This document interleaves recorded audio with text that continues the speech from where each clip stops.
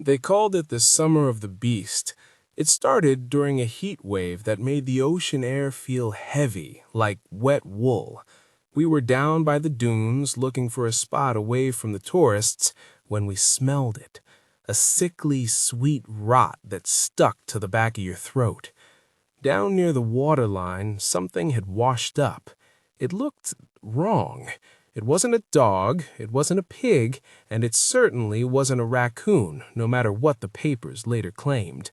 It was pale, bloated, and hairless, with a beak that looked almost grafted onto a mammalian skull.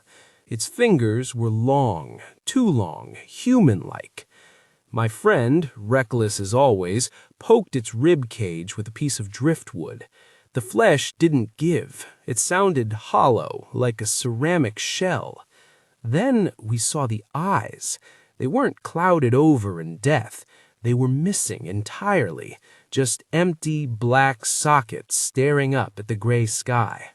We took a photo, everyone did back then, but when we looked at the digital screen, the image was distorted. Where the creature lay, the pixels were scrambled into a smear of red and gray static. We left it there, laughing it off nervously, but that night the fog rolled in thicker than I'd ever seen. I woke up at 3 a.m. to the sound of wet slapping against the pavement outside my rental. Slap, drag, slap, drag. I looked out the window. Under the street lamp, a trailed seawater led up my driveway. The creature from the beach wasn't there, but something else was. A tall, pale figure, its skin raw and pink, as if it had just molted from a shell, stood by the front door. It raised a hand to the wood.